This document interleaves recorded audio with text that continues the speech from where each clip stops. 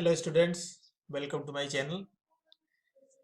उम्मीद है बच्चों आप लोग अच्छे होंगे। और आज हम ट्वेल्थ फिजिक्स के अंतर्गत वेव ऑप्टिक्स लेकर के आए हैं, जिसमें कि हम लोग आज वेव ऑप्टिक्स से संबंधित यानी खास तौर से हम हाइगेंस तरंग सिद्धांत और हाइगेंस की द्वितीयक तरंगिका सिद्धांत के बारे में पढ़ेंगे। उसके पहले बच्चों आपको ये पता होगा कि प्रकाश की जो प्रकृति है, प्रकाश क्या है? प्रकाश एक प्रकार की ऊर्जा है और यह ऊर्जा ही हमारी आंख की रेटिना पर उपस्थित प्रकाश संवेदी कोशिकाओं को उत्तेजित कर हमें दृष्टि संवेदना का आभास कराता है। यानी जब यह प्रकाश की ऊर्जा, यानी ये कह सकते हैं ना कि light is a form of energy which cause sensation of vision, मतलब देखने की क्षमता, संवेदना। प्रकाश की प्रकृति के बारे में हम लोग पढ़ते आ रहे हैं। इसमें जो है आपने पढ़ा कि प्रकाश एक सीधी रेखा में चलता है, प्रकाश निर्वात में भी चल सकता है, प्रकाश में परावर्तन होता है, प्रकाश में अपवर्तन होता है, प्रकाश में वर्ण विक्षेपण होता है, प्रकाश में विवर्तन होता है, व्यतिकरण होता है, ध्रुवण होता है, और प्रकाश जो है धातु से इलेक्ट्रॉनों को भी निकाल देता है, जिसको कि प्रकाश वैद्युत प्रभाव कहा गया। तो इस अलग अलग सिद्धांतों में प्रकाश से संबंधित जो सिद्धांत आए, मेन वे सिद्धांत क्या थे? जैसे न्यूटन का कणिका सिद्धांत था। न्यूटन का कणिका सिद्धांत था, उन्होंने 1675 ईस्वी में दिया था। और उनके न्यूटन यानी न्यूटन के कणिका सिद्धांत के अनुसार ये था कि प्रत्येक प्रकाश स्रोत असंख्य सूक्ष्म और हल्के कण उत्सर्जित करता है, जिन कणों को कणिकाएं कहा गया। किसी समान माध्यम में जब ये कणिकाएं प्रकाश के वेग से सरल रेखाओं में चलती हैं तो अपने साथ गतिज ऊर्जा को ले जाती हैं, और जब ये कणिकाएं किसी वस्तु से परावर्तित होकर हमारी आंख पर गिरती हैं, यानी रेटिना पर पड़ती इमेज बनाती हैं जो, तो वह वस्तु हमें दिखाई देने लगती है। इस सिद्धांत के अनुसार यह था कि भिन्न भिन्न रंगों के प्रकाश की जो कणिकाएं हैं उनका आकार भी भिन्न भिन्न होता है, लेकिन इस सिद्धांत के आधार पर प्रकाश सीधी रेखा में चलता है, प्रकाश का परावर्तन तथा अपवर्तन इनकी व्याख्या की गई, लेकिन इसके आधार पर व्यतिकरण, विवर्तन, ध्रुवण इन घटनाओं की व्याख्या नहीं हो सकी। इसलिए न्यूटन का कणिका सिद्धांत फेल हो गया। और एक कमी उसमें यह भी थी कि प्रकाश की चाल विरल माध्यम की तुलना में सघन माध्यम में अधिक होती है। यह सिद्धांत न्यूटन कणिका सिद्धांत नियम के अनुसार था, जबकि फोको नामक एक वैज्ञानिक ने अपने प्रयोग में यह सिद्ध किया कि प्रकाश की चाल विरल माध्यम में सघन माध्यम की तुलना में अधिक होती है, यानी सघन माध्यम में चाल घट जाती है। इन कारणों से न्यूटन के कणिका सिद्धांत को अमान्य कर दिया गया। तो बच्चों आज जो है हम ये तरंग प्रकाशिकी वेव ऑप्टिक्स, इसके पहले लेक्चर में हाइगेंस का तरंग सिद्धांत, तरंगाग्र क्या होता है, हाइगेंस का तरंग सिद्धांत से प्रकाश के परावर्तन की व्याख्या, अपवर्तन की व्याख्या, विभिन्न माध्यमों में प्रकाश की चाल, प्रकाशिक पथ, इसके बारे में आज डिटेल हम जानेंगे। तो इसकी कुछ भूमिका है। ये भूमिका कुछ इस प्रकार है, जैसा कि मैंने आपको भी बताया कि प्रकाश एक ऊर्जा है, प्रकाश की प्रकृति द्वैती होती है, मतलब डुअल नेचर होता है। प्रकाश के कुछ गुणों जैसे की घटनाएं, माने गुणों या घटनाओं जैसे प्रकाश का अपवर्तन, परावर्तन, वर्ण विक्षेपण, व्यतिकरण, विवर्तन, ध्रुवण आदि की व्याख्या जो है प्रकाश के तरंग सिद्धांत से हो जाती है। किंतु कुछ गुण ऐसे हैं प्रकाश के, जैसे प्रकाश वैद्युत प्रभाव है, कॉम्पटन प्रभाव है, इनकी व्याख्या प्रकाश के कण प्रकृति से होती है, यानी क्वांटम सिद्धांत के आधार पर होती है। इस सिद्धांत पर, यानी प्रकाश की जो सामान्य सिद्धांत हम लोग पढ़ते आ रहे हैं, इसके आधार पर नहीं होती है। इन तथ्यों को समझाने के लिए कई सिद्धांत प्रतिपादित किए गए, जैसा कि मैंने आपको बताया कि न्यूटन का कणिका सिद्धांत, हाइगेंस ने तरंग सिद्धांत दिया, मैक्सवेल का विद्युत चुंबकीय तरंग सिद्धांत, प्लांक का क्वांटम सिद्धांत, प्रकाश की द्वैती प्रकृति आदि। तो न्यूटन कणिका सिद्धांत के बारे में आपको मैंने बताया। तो जब न्यूटन का कणिका सिद्धांत जो कि 1675 में दिया गया था फेल हो गया, तो हाइगेंस ने जो है इस पर कुछ कार्य किया, और जो कार्य किया वो आपके सामने कुछ इस प्रकार से है। तो सबसे पहले तो आप ये जानिए कि तरंगाग्र क्या होता है। इसमें जो कॉन्सेप्ट आएगा ना तरंगाग्र का है, तो पहले जानिए कि तरंगाग्र क्या है। तो जब किसी स्रोत से प्रकाश तरंगों के रूप में उत्सर्जित होता है, तो स्रोत के चारों ओर माध्यम के कण कंपन करते हैं, तथा माध्यम में वह पृष्ठ, वह सतह जिस पर स्थित सभी कण किसी भी क्षण समान कला में होते, यानी एक ही कला में होते हैं, उन्हें तरंगाग्र कहते हैं। जैसे देखिए, ये प्रकाश की कोई किरण है, या कोई भी किरण ले लीजिए, तो ये इस तरह से गति करता हुआ ये इस तरह से आगे की तरफ बढ़ रहा है। तो इसमें देख रहे हैं कि ये सबके अधिकतम मैक्सिमा ये है, मिनिमा ये है, मैक्सिमा ये है, मिनिमा ये है। तो अगर यहाँ पर हम जो है ये पॉइंट, अगर ये लाइन खींच देते हैं, तो ये लाइन क्या बताएगी? लाइन ये बताएगी कि ये सभी समान कला में हैं, और जब समान कला में हैं तो इसे हम कहेंगे तरंगाग्र। अब ये तरंगाग्र जो है प्रकृति, यानी जो तरंगाग्र की प्रकृति है, यह स्रोत की प्रकृति पर निर्भर करती है। स्रोत से तात्पर्य है प्रकाश स्रोत, यानी जो प्रकाश स्रोत है वो किस प्रकार का हो सकता है? वह बिंदु स्रोत हो सकता है, या एक्सटेंडेड चपटा सोर्स हो सकता है, या फिर जो है सिलिंड्रिकल आकार का हो सकता है। तो इनके नेचर के आधार पर तरंगाग्र की प्रकृति कुछ ऐसी होगी। तो फर्स्ट है गोलीय तरंगाग्र, स्फेरिकल वेव फ्रंट। अब ये क्या होता है?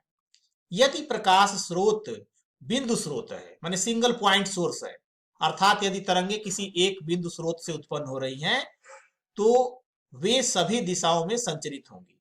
अतः बिंदु स्रोत से बनने वाली तरंगाग्र गोलीय तरंगाग्र होगी। यानी एक बिंदु है, तो बिंदु से प्रकाश जो निकल रहा वो चारों तरफ निकलेगा। चारों तरफ निकलेगा, तो अगर हम एक दूरी ले करके और उसका एक हम जो है त्रिज्या का एक वृत्त खींचे, तो वृत्त के सभी बिंदुओं पर, वृत्त के सभी बिंदुओं पर कला जो है वो क्या होगी? समान होगी। जब समान होगी तो इसका मतलब है कि वह जो तरंगाग्र बनेगा वह स्फेरिकल होगा।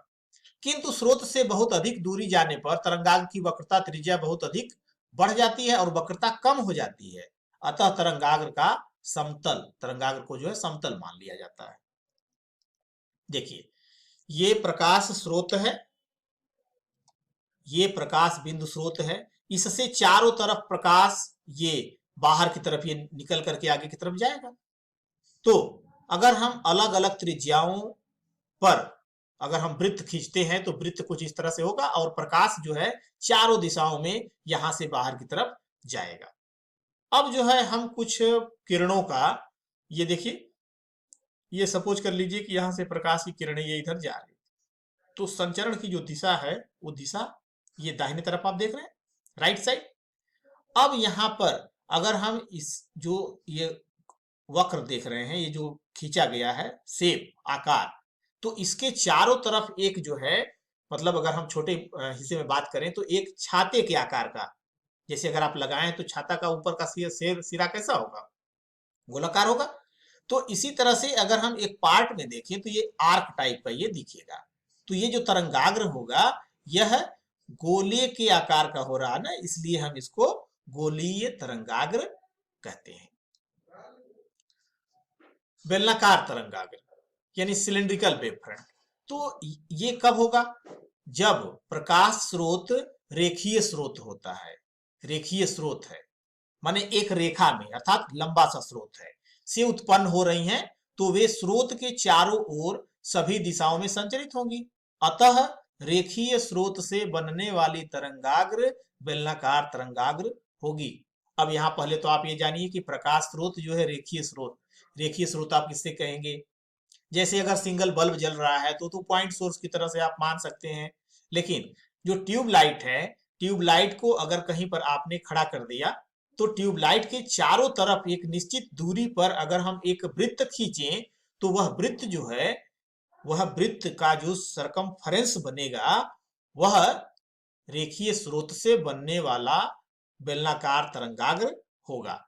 तो यहां पर आपको जो है एक छोटे से फिगर के माध्यम से, जैसे मान लीजिए कि यह एक जो है रेखीय स्रोत है और इसे प्रकाश निकल रहा है, तो किसी क्षण जो है हम मान लेते हैं कि ये इसके चारों तरफ जो है इस तरह से प्रकाश की किरणें जा रही हैं, यानी ये समान कला में है। तो हम क्या कहेंगे कि यह जो है इसका अगर जो इन्वेलप मिला दे रहे हैं तो ये क्या बनेगा, बेलनाकार तरंगाग्र होगा। समतल तरंगाग्र, प्लेन वेव फ्रंट, ये क्या होगा, यदि किसी प्रकाश की तरंगें किसी माध्यम में एक ही दिशा में संचरित हो रही है, एक ही दिशा में, अथवा प्रकाश स्रोत चपटा है, तो इसके अभिलंबवत कोई तल खींचा जाए तो वह समतल तरंगाग्र होगा। चपटे से तात्पर्य है, जैसे सपोज कर लीजिए कि आजकल आप देखते होंगे कि रूफ में, छत में जो है ये एक लाइट लग जाती है, ट्यूबलाइट का जो है 3-4 सेट एक में लगा करके और जो है उसको चौकोर सा बना करके लगा दिया जाता है, तो उससे जो लाइट आ रही होती है वह जो है कैसी आएगी, वह पैरेलल लाइट आएगी। तो वह स्रोत को हम क्या मानेंगे, चपटा स्रोत मानेंगे। तो यहाँ फिगर के माध्यम से देखें, जैसे ये कोई चपटा स्रोत है, तो इससे जो प्रकाश की किरणें हैं ये निकलेंगी। जब निकलेंगी तो कुछ दूरी पर अगर हम ये प्लेन खींचते हैं, ये जो समतल है ये खींचते हैं, तो ये जो तल होगा, ये जो तल होगा, इस तल को जो है हम क्या कहेंगे, समतल तरंगाग्र कहेंगे। इसका मतलब हो गया कि प्रकाश अगर बहुत दूर से आ रहा है, तो प्रकाश जो है अगर बहुत दूर से आ रहा है तो प्रकाश की किरणों को समानांतर माना जाता है। जब समानांतर माना जाता है तो उस बीच में अगर हम कोई भी प्लेट रख देते हैं तो प्लेट का जो तल हुआ वही तल जो है समतल तरंगाग्र की तरह से व्यवहार करेगा। हाइगेंस का तरंग सिद्धांत, हाइगेंस ने जो है 1678 ईस्वी में, ये हालैंड के वैज्ञानिक थे, तो इन्होंने जो प्रकाश का सिद्धांत प्रतिपादित किया, इस सिद्धांत में कुछ सपोज करके उन्होंने किया। तो 1678 में वैज्ञानिक हाइगेंस ने प्रकाश की प्रकृति के बारे में निम्नलिखित तरंग सिद्धांत प्रतिपादित किए। और ये क्या क्या था कि किसी प्रकाश स्रोत से प्रकाश तरंगों के रूप में निकलता है, किसी प्रकाश स्रोत से प्रकाश जो है वह तरंगों के रूप में निकलता है। प्रकाश तरंगे अनुदैर्ध्य तरंगे होती हैं, ध्यान दीजिएगा। हाइगेंस ने अपने सिद्धांत में ये माना कि जो प्रकाश की तरंगे हैं यह अनुदैर्ध्य तरंगे होती हैं, जिनके संचरण के लिए सर्वव्यापी एवं समांग माध्यम ईथर की कल्पना की। तो अनुदैर्ध्य तरंगों को गति करने के लिए, चलने के लिए, आगे बढ़ने के लिए जो है, संचरण के लिए माध्यम की आवश्यकता होती है। तो उन्होंने ये मान लिया कि पूरे ब्रह्मांड में, पूरे यूनिवर्स में जो है एक सर्वव्यापी, एक जो है सर्वव्यापी जो है माध्यम है, और उस माध्यम को उन्होंने ईथर, जो ईथर है, ईथर की कल्पना उन्होंने की कि जो समांग माध्यम है वह ईथर है। ईथर जो है भारहीन, इसका घनत्व बहुत कम, लेकिन प्रत्यास्थता बहुत अधिक मानी गई। जब प्रकाश तरंग परावर्तन या अपवर्तन के पश्चात हमारी आंखों पर गिरती हैं तो वस्तुएं हमें दिखाई देती हैं। विभिन्न रंगों के प्रकाश की तरंगदैर्ध्य भिन्न भिन्न होती हैं। ये कॉन्सेप्ट दिया गया हाइगेंस का तरंग सिद्धांत। यानी हाइगेंस ने जो तरंग सिद्धांत, द्वितीयक तरंगिका का जो सिद्धांत दिया, उस सिद्धांत के प्रतिपादन में इन्होंने इस सपोजिशन को माना कि ये चीजें होती हैं। तो यह है हाइगेंस का द्वितीयक तरंगिकाओं का सिद्धांत। इस सिद्धांत के अनुसार क्या क्या कहा गया कि जब किसी स्रोत से प्रकाश तरंगों के रूप में उत्सर्जित होता है, जब किसी स्रोत से, यानी प्रकाश स्रोत से प्रकाश तरंगों के रूप में उत्सर्जित होता है, तो स्रोत के चारों ओर माध्यम के कण कंपन करने लगते हैं, वाइब्रेट करने लगते हैं, तथा माध्यम में वह पृष्ठ या वह सतह जिस पर स्थित सभी कण किसी भी क्षण समान कला में होते हैं, मतलब कि सेम फेज में होते हैं, उन्हें तरंगाग्र कहते हैं। पहला तो यह है। दूसरा है कि किसी तरंगाग्र पर स्थित प्रत्येक बिंदु एक नए स्रोत जैसे कार्य करता है। जो तरंगाग्र बनता है उस तरंगाग्र पर स्थित प्रत्येक बिंदु जो है माने सभी बिंदु एक नए प्रकाश स्रोत की तरह से कार्य करते हैं, जिससे नई तरंगें सभी दिशाओं में निकलती हैं। मतलब उससे जो तरंगिकाएं निकलती हैं, इन्हीं तरंगिकाओं को द्वितीयक तरंगिकाएं कहते हैं। और ये द्वितीयक तरंगिकाएं प्राथमिक तरंग की चाल से आगे बढ़ती हैं। मतलब प्राथमिक तरंग की जो चाल थी उसी चाल से आगे बढ़ती हैं, चाल में कोई परिवर्तन नहीं होता है। किसी क्षण मतलब एनी मोमेंट, एनी इंस्टेंट आगे बढ़ती हुई द्वितीयक तरंगिकाओं को स्पर्श करता हुआ पृष्ठ यानी जिसको कि हम कह सकते हैं कि इन्वेलप या उसका जो आउटर बाउंड्री खींचे, तो उस क्षण वह पृष्ठ तरंगाग्र की नई स्थिति को प्रदर्शित करता है। अब ये इसको आप फिगर के माध्यम से देखेंगे। समांग माध्यम में तरंगाग्र के किसी बिंदु पर खींची गई अभिलंबवत रेखा उस बिंदु पर तरंग के संचरण की दिशा को प्रदर्शित करती है। यानी जो तरंगाग्र होगा उस तरंगाग्र के किसी बिंदु पर अगर लंबवत रेखा खींचेंगे, अभिलंबवत माने उस जहां पर है वह उस तल के लंबवत खींचेंगे, तो वह तरंग के संचरण की दिशा को प्रदर्शित करती है। यानी तरंग उस दिशा में आगे की तरफ बढ़ेगा। अब ये उसका कुछ फिगर है। इसमें आप ये देख रहे होंगे कि यहां पे दो तरह का दिखाया गया है। एक दिखाया गया ये कर्व शेप में है, ये देख रहे होंगे। तो जैसे ये जो ब्लैक डॉट देख रहे हैं, ये ब्लैक डॉट क्या है? मान लीजिए कि इधर से कोई प्रकाश स्रोत से प्रकाश आ रहा था, तो यह जो है बिंदु स्रोत से आ रहा था। जब बिंदु स्रोत से आ रहा था तो यहां पर जो बिंदु ए है, ए पर कोई सतह तरंगाग्र एक प्राप्त हुआ और बिंदु स्रोत था, तो जो तरंगाग्र प्राप्त हुआ वह कैसा होगा? बिंदु स्रोत से स्फेरिकल होगा। तो यह स्फेरिकल आकार का प्राप्त हुआ। अब यह अपने चारों तरफ ये नए स्रोत की तरह से कार्य करेगा, तो यह अपने चारों ओर जो है एक, यानी हम समान रेडियस का अगर इसके चारों तरफ जो है एक लाइन खींच दें, माने कि एक वृत्त बना लें, तो वृत्त की जो सरकमफेरेंस होगी, सभी सरकमफेरेंस को इस तरह से मिला दें, जिसको कि कहते हैं इन्वेलप खींचते हैं। इन्वेलप यानी आउटर बाउंड्री, पृष्ठ से टच करता हुआ। तो अगर हम इसको खींच देते हैं तो यह आउटर बाउंड्री जो होगी यह भी समान कला में होगी।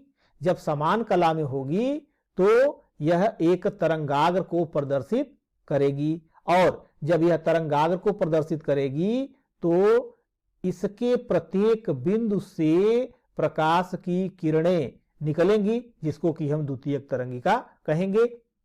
और यह द्वितीयक तरंगिका उसी चाल से इस माध्यम में आगे की तरफ बढ़ेंगी, जिससे प्राथमिक चाल माने प्राथमिक तरंग की जो चाल थी उसी चाल से ये आगे की तरफ बढ़ेंगी।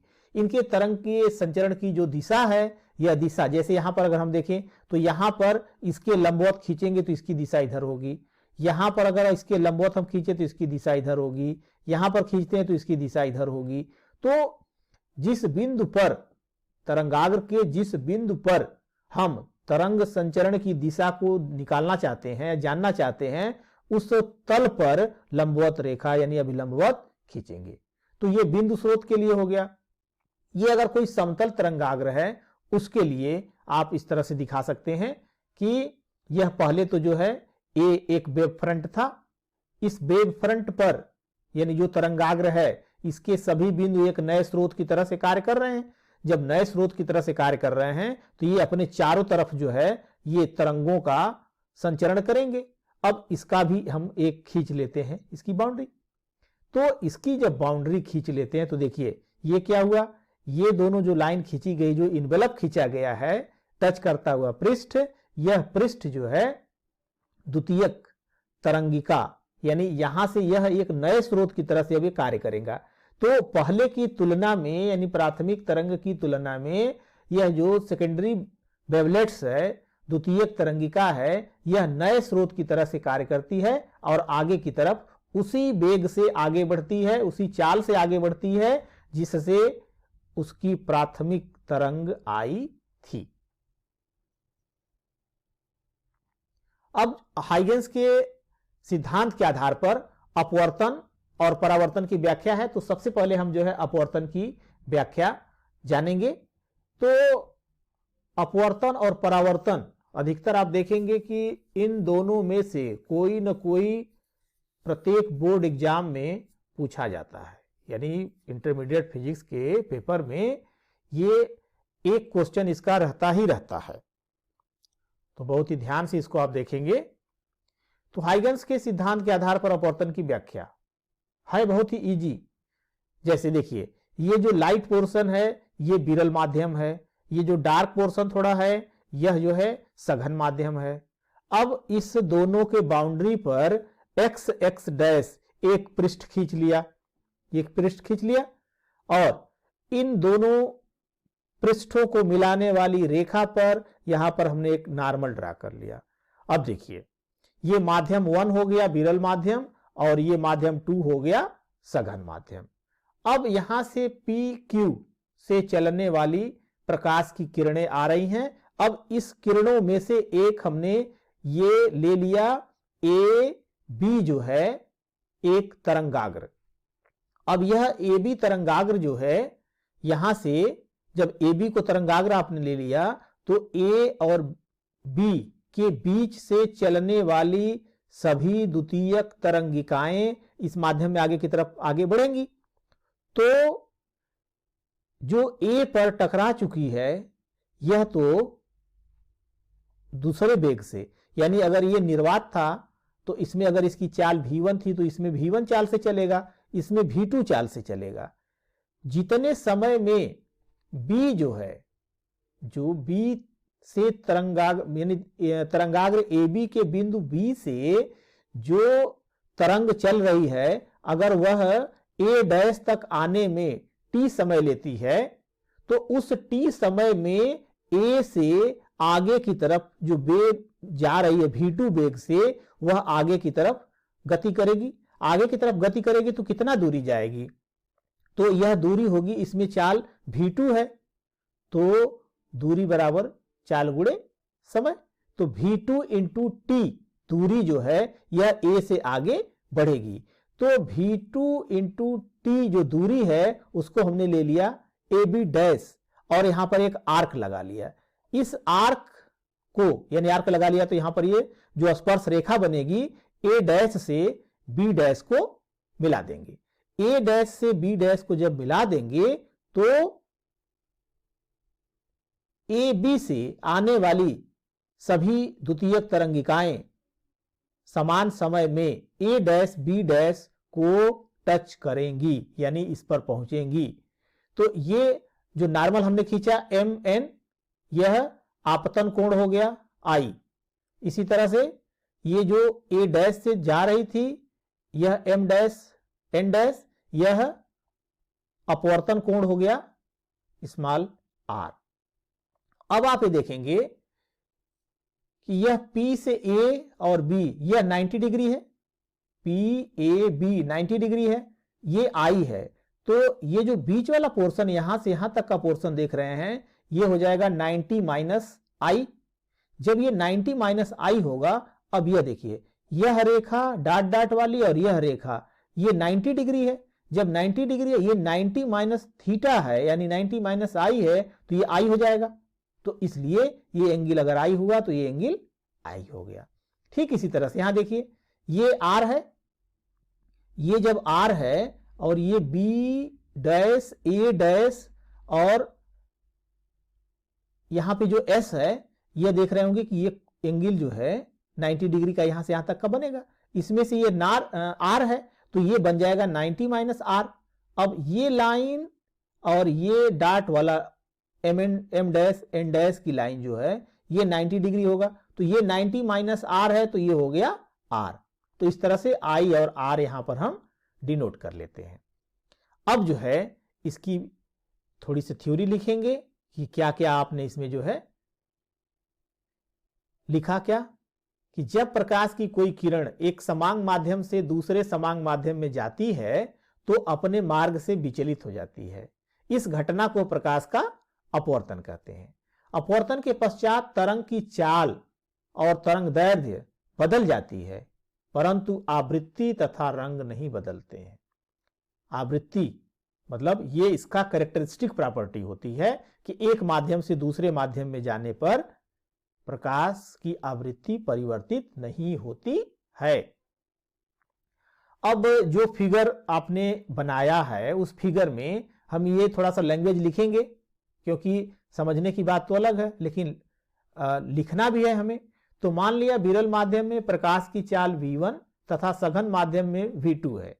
पहले माध्यम में एक समतल तरंगाग्र AB पृष्ठ x x डैश पर तिरछा आपतित होता है। t बराबर 0 पर यह तरंगाग्र AB का A पृष्ठ x x डैश को स्पर्श करता है, और जैसे जैसे तरंगाग्र आगे बढ़ता है पृष्ठ के A व A डैश के बीच बिंदुओं से टकराता है। हाइगेंस के द्वितीयक तरंगिका सिद्धांत के अनुसार इन सभी बिंदुओं से द्वितीयक तरंगिकाएं निकलती हैं, जो पहले माध्यम में चाल v1 से और दूसरे माध्यम में v2 चाल से आगे की तरफ बढ़ती हैं। अब तरंगाग्र AB का बिंदु B ए तक पहुंचने में जैसा मैंने आपको बताया कि t समय लेता है, तो इस समय में तय की गई दूरी BA डैश बराबर v1t, यह पहले माध्यम में। इसी तरह से उतने समय में जो A से चल दिया है, माने जो A पर टकरा चुका है, तो वह तो अपवर्तित होगा, तो वह v2t दूरी तय करेगा। तो इस v2t दूरी का चाप खींचा जो कि B डैश पर कट करता है, फिर आपने उसको मिला दिया तो ये B डैश v2t के बराबर है। अब A डैश से B डैश पर एक स्पर्श रेखा जो आपने खींचा, तो A व A डैश के बीच सभी बिंदुओं से चलने वाली तरंगिकाएं A डैश B डैश को स्पर्श करती हैं, अर्थात A डैश B डैश अपवर्तित तरंगाग्र है।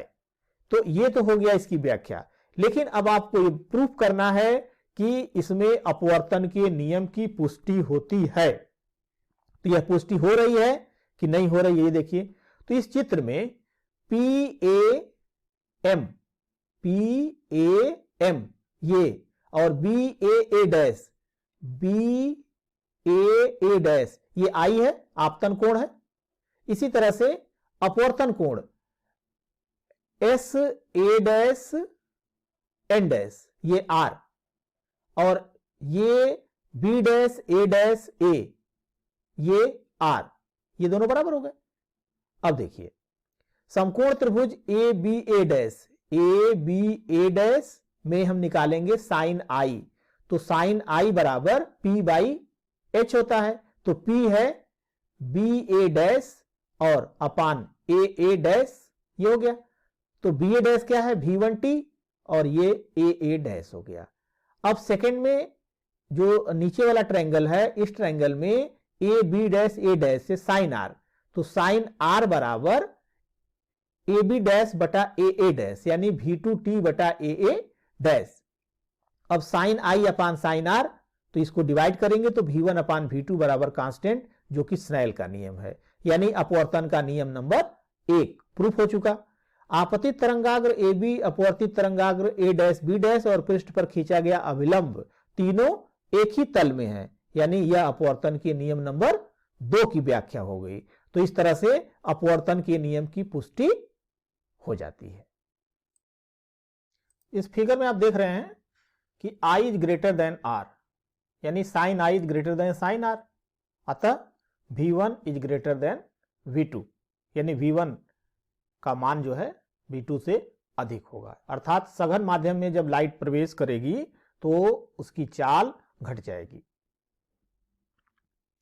यदि पहले माध्यम में तरंग दैर्ध्य λ1 है और दूसरे माध्यम में λ2 है, तो उस फिगर से आपने देखा कि BA डैश और AB dash, BA dash V1t, AB dash V2t, T से T कट जाएगा, V1 अपान V2, और यह किसके बराबर है? पहले माध्यम में अगर तरंग दैर्ध्य λ1 है, दूसरे में लैम्डा 2 है तो लैम्डा 1 अपान लैम्डा 2। अब यहां से अगर हम t को कट कर दें और लैम्डा 1 को इधर भेजें, v2 को इधर भेज दें, तो v1 upon lambda 1 is equals to v2 upon lambda 2, और ये वैल्यू होगी कांस्टेंट, और यह कांस्टेंट किसके इक्वल होगा? फ्रीक्वेंसी के। मीन्स हो गया कि एक माध्यम से दूसरे माध्यम में जाने पर प्रकाश की चाल एवं तरंग दैर्ध्य बदल जाती है, किंतु आवृत्ति नहीं बदलती है, आवृत्ति जो है नहीं बदलती है। हाइगेंस के सिद्धांत के आधार पर परावर्तन की व्याख्या। तो जब किसी समांग माध्यम में प्रकाश की संचरित तरंग किसी पृष्ठ से टकराकर उसी माध्यम में वापस लौट जाती है तो इस घटना को प्रकाश का परावर्तन कहते हैं। परावर्तन के पश्चात तरंग की चाल, आवृत्ति तथा तरंग दैर्ध्य में कोई परिवर्तन नहीं होता है।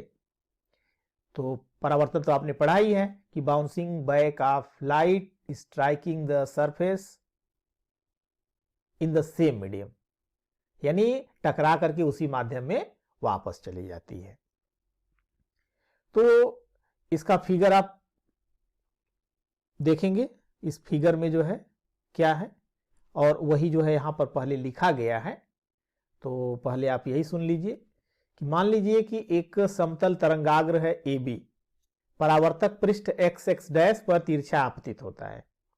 तरंगाग्र की चाल भी है, किसी क्षण t बराबर 0 पर तरंगाग्र पृष्ठ को बिंदु A पर स्पर्श करता है, और जैसे जैसे आगे बढ़ता जाता है वैसे वैसे वह पृष्ठ के A व A डैश के बीच के बिंदुओं से टकराता है। इन सभी बिंदुओं से द्वितीयक तरंगिकाएं निकलती हैं और उसी माध्यम में उसी चाल भी से सभी दिशाओं में आगे बढ़ने लगती हैं। यदि B से पहुंचने वाली तरंग t समय में पृष्ठ के बिंदु A डैश से टकराती है, उस समय में जो तरंगिका A से चली थी वह VT दूरी तय कर लेती है, और A को केंद्र मानकर VT त्रिज्या का एक चाप AB डैश लगाते हैं तथा एक स्पर्श रेखा A डैश B डैश खींचते हैं। A व A डैश के बीच सभी बिंदुओं से चलने वाली तरंगिकाएं A डैश B डैश को स्पर्श करती हैं। अब ये फिगर से आप देखें, यानी यहां पर A डैश B डैश जो परावर्तित तरंगाग्र है। फिगर देखिए, ये पृष्ठ है XX डैश, तो ये परावर्तक यानी परावर्तक पृष्ठ होगा। ये PQ जो है वेव्स आ रही हैं इसके बीच। अब यहां पर ये AB एक तरंगाग्र है, AB तरंगाग्र है तिरछा, जो कि सरफेस पर A पर टच कर रहा है। जैसे ही यहां पर ये टच कर रहा है, जब ये यहां पर पड़ेगा तो क्या होगा, यहां से यह परावर्तित होगा उसी माध्यम में। इसी तरह से Q से जो आ रहा A डैश पर यह भी यहां से परावर्तित होगा। लेकिन A पर जो वेव आ गई थी और B से अभी यहां पहुंची नहीं है, तो B से जब A डैश पर पहुंचेगी, B से जब A डैश पर पहुंचेगी तो मान लीजिए कि टाइम लगा T, तरंग की चाल है V, तो उतने समय में A से रिफ्लेक्ट होकर के जो तरंग आगे जा रही है वो कितना दूरी तय करेगी। तो यह जो है V2 ये V इंटू टी, यानी तरंग की चाल V है, और B को A डैश तक आने में अगर T समय लगता है तो BA डैश बराबर होगा VT। उतना ही दूरी A से चलने वाली वेव कर चुकी होगी, तो V2T दूरी का एक आर्क लगाते हैं, V2T दूरी का एक आर्क लगाते हैं। यह आर्क जहां कट करता है, यहां पर हम A डैश से एक स्पर्श रेखा खींच देते हैं, A डैश से एक स्पर्श रेखा खींच देते हैं। अब A B के बीच से आने वाली जितने भी तरंगिकाएं हैं, द्वितीयक तरंगिकाएं, ये सभी जो है परावर्तन के पश्चात A डैश B डैश के बीच में टकराती है।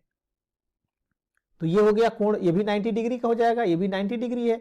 अब देखिए ये MN इसका जो है अभिलंब है, ये कोण जो है I, यह आपतन कोण हो गया I। ठीक इसी तरह से यहां पर ये M डैश N डैश और ये परावर्तन कोण हो गया R। अब इसमें आपको प्रूफ करना होगा कि यह परावर्तन के नियम की पुष्टि करता है। तो परावर्तन के जो दोनों नियम हैं, उन दोनों नियम को इसको मैथमेटिकली जो है प्रूफ करना है। यानी हमको ये प्रूफ करना है कि I बराबर R और आपतित, परावर्तित, तरंगाग्र तथा अभिलंब तीनों एक तल में है, इतना प्रूफ करना है। तो चलिए देखते हैं। ये कोण I है और यह रेखा इस पे बी डैश पर जो जा रही है ये इसके लंबवत है, तो ये जो बनेगा 90 माइनस आई होगा। जब ये 90 माइनस आई होगा तो इधर देखिए, फिर यह जो है ये लाइन इस लाइन के साथ 90 डिग्री है। तो जब ये 90 माइनस आई है तो ये वाला अंदर का कोण कितना हो गया, 90 माइनस ये आई हो गया। ठीक इसी तरह से ये एंगल आप देख रहे हैं कि आर है, तो इधर वाला एंगल भी जो है ये हो जाएगा आर। अब इस चित्र में देखिए, आपतन कोण PAM, यह कोण I BA डैश इसके बराबर है, जो कि आपतन कोण हो गया। इसी तरह से परावर्तन कोण, तो परावर्तन कोण में देखिए SA dash M dash, SA dash M dash, और यह जो है BA डैश A के बराबर है, जो कि R है। अब इन दोनों समकोण त्रिभुज जो AB डैश तथा AB डैश A डैश है, ये दोनों त्रिभुज में देखिए क्या मिलता है। जो B वाला पोर्शन है ये AB डैश और AB डैश A, ये 90 डिग्री है, ये दोनों 90 डिग्री है, एक कंडीशन हो गई। इसके बाद आप देख रहे हैं कि जो भुजा AB है, AB डैश, और यहां से देखें ये BA डैश ये भुजा और AB डैश, ये दोनों VT के बराबर है, चली गई दूरी इनकी बराबर थी, ये दोनों बराबर है। इसके बाद AA dash common to both, ये उभयनिष्ठ है। इसका मतलब हो गया कि इस त्रिभुज में तीन स्थितियां मिल गई, तो यह त्रिभुज ABA डैश और AB डैश A डैश सर्वांगसम त्रिभुज है। जब ये सर्वांगसम त्रिभुज है तो BAA डैश और B dash A dash A के बराबर होगा, यानी ये I जो है ये R के बराबर हो गया, अर्थात I बराबर R, यानी यह आपतन कोण परावर्तन कोण बराबर हो गए, तो परावर्तन का नियम नंबर 2 प्रूफ हो गया। अब इसके बाद आपतित तरंगाग्र AB, परावर्तित A डैश B डैश और अभिलंब तीनों कागज के पृष्ठ पर एक ही तल में है, अर्थात आपतित किरण, परावर्तित किरण तथा आपतन बिंदु पर अभिलंब तीनों एक ही तल में है। यह परावर्तन का नियम नंबर 1। तो इस तरह से परावर्तन के दोनों नियमों की पुष्टि हो जाती है। तो द्वितीयक तरंगिका सिद्धांत से प्रकाश के परावर्तन की सफल व्याख्या हो गई। प्रकाशिक पथ, ऑप्टिकल पाथ क्या होता है? यदि कोई प्रकाश की किरण n अपवर्तनांक वाले माध्यम में d दूरी तय करती है, तो उस माध्यम में प्रकाश की चाल कितना हो जाएगा, v बराबर c बटा n, n जो है अपवर्तनांक है। तो d दूरी तय करने में प्रकाश द्वारा लिया गया समय, समय बराबर दूरी बटा 4, तो d बाई v, और v की जगह पर रखेंगे c बटा n, तो n ऊपर चला जाएगा, nd बाई c। अब देखिए इसकी परिभाषा क्या होती है कि किसी माध्यम में किसी दूरी को तय करने में प्रकाश द्वारा लिए गए समय में, प्रकाश द्वारा लिए गए समय में प्रकाश द्वारा निर्वात में चली गई दूरी प्रकाशिक पथ कहलाती है। अर्थात किसी माध्यम में जो वह अपवर्तित होने के पश्चात जितना दूरी तय करता है, उतने ही समय में वह निर्वात में जितनी दूरी तय करेगा, उस दूरी को प्रकाशिक पथ कहते हैं। तो प्रकाशिक पथ बराबर t समय में निर्वात में चली गई दूरी बराबर c इंटू टी। क्यों? इसलिए कि c प्रकाश का वेग और t समय, तो c इंटू टी, t का मान है nd बाई c, c से c कट गया, nd, तो यानी प्रकाशिक पथ हो गया माध्यम का अपवर्तनांक गुणे माध्यम में पथ की लंबाई। अलग अलग माध्यमों में प्रकाश की चाल और तरंगदैर्घ्य पर क्या अंतर होता है, क्या प्रभाव पड़ता है? तो ये देखिए आप पढ़ते चले आ रहे हैं, विरल माध्यम से सघन माध्यम में जब प्रकाश की कोई किरण जाती है तो अपने मार्ग से विचलित हो जाती है और अभिलंब की तरफ झुक गई, अभिलंब की तरफ झुक गई तो कोण I का मान R से अधिक है। इसमें चाल v1 है, इसमें v2 है, इसमें तरंग दैर्ध्य लैम्डा 1 है, इसमें लैम्डा 2 है, फ्रीक्वेंसी दोनों में सेम होगी। तो क्या होगा कि जब प्रकाश एक माध्यम से दूसरे माध्यम में प्रवेश करता है तो प्रकाश की चाल तथा तरंग दैर्ध्य बदल जाती है, किंतु आवृत्ति अपरिवर्तित रहती है। तो अपवर्तन के नियमानुसार पहले माध्यम के सापेक्ष दूसरे माध्यम का अपवर्तनांक v1/v2, v1 बराबर c निर्वात अगर है, v2 बराबर v, तो c/v बराबर म्यू, यानी दूसरे माध्यम का निरपेक्ष अपवर्तनांक, इसे हम कहेंगे सिर्फ म्यू लिख लेंगे। तो c/v बराबर म्यू, यानी v बराबर c बटा म्यू। तो इससे आप देख रहे हैं कि अगर म्यू का मान बढ़ता है तो v का मान घटेगा, अर्थात सघन माध्यम में प्रकाश की चाल घट जाती है। यदि पहले माध्यम में प्रकाश की तरंग लैम्डा 1 है, दूसरे में लैम्डा 2 है, तो फ्रीक्वेंसी पहले में कितनी होगी, c/λ1, दूसरे में v/λ2, क्योंकि निर्वात था तो c से चली, और यहां पर माध्यम है तो v, दोनों में आवृत्ति समान होगी। जब समान होगी तो दोनों को बराबर कर लीजिए, c/λ1 बराबर v/λ2, इससे लैम्डा 2/λ1 बराबर v/c, और c/v बराबर म्यू होता है तो v/c 1/म्यू, यानी लैम्डा 2 बराबर लैम्डा 1 म्यू, अर्थात म्यू का मान अगर बढ़ता है तो लैम्डा घटेगा, यानी अपेक्षाकृत सघन माध्यम में जाने पर प्रकाश की तरंग दैर्ध्य घट जाती है। अब कुछ समरी इसकी देखिए। निर्वात में सभी रंगों की चाल समान होती है, यानी प्रकाश का वेग 3 × 10⁸ मीटर पर सेकेंड होता है। एक माध्यम से दूसरे माध्यम में जाने पर प्रकाश की आवृत्ति अपरिवर्तित रहती है। विरल माध्यम से सघन माध्यम में जाने पर प्रकाश की चाल घट जाती है, यानी v बराबर c बटा म्यू, इस फार्मूले से। अपवर्तनांक म्यू का मान तरंग दैर्ध्य लैम्डा पर निर्भर करता है। म्यू का मान जो है तरंग दैर्ध्य पर निर्भर करता है, किस तरह से, म्यू बराबर a प्लस b/λ², ये कोची रूल कहा जाता है, जहां a और b नियतांक हैं, अर्थात तरंग दैर्ध्य अगर बढ़ती है तो म्यू का मान घटेगा, यानी तरंग दैर्ध्य बढ़ने पर अपवर्तनांक का मान घट जाता है। और जब अपवर्तनांक का मान घटेगा तो अगर हम दृश्य प्रकाश की बात करें तो जो विजिबल लाइट है उसका जो वायलेट कलर है, इस वायलेट कलर में जो है म्यू भी is greater than mu R red colour के लिए। निर्वात के अतिरिक्त माध्यमों में अलग अलग तरंग दैर्ध्यों के लिए चाल अलग अलग होती है, तो भी रेड इज ग्रेटर देन भी वायलेट।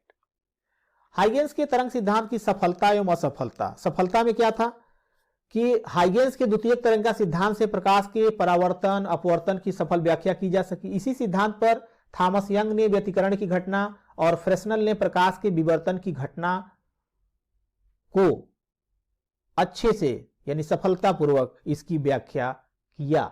लेकिन क्या रह गया, लेकिन यह रह गया कि हाइगेंस के द्वितीयक तरंगिका सिद्धांत में प्रकाश की तरंग को अनुदैर्ध्य तरंग माना, जिससे प्रकाश के ध्रुवण की व्याख्या नहीं हो सकी, जिसे बाद में फ्रेस्नेल ने ही प्रकाश की तरंग प्रकृति को अनुप्रस्थ मानकर सफल व्याख्या की।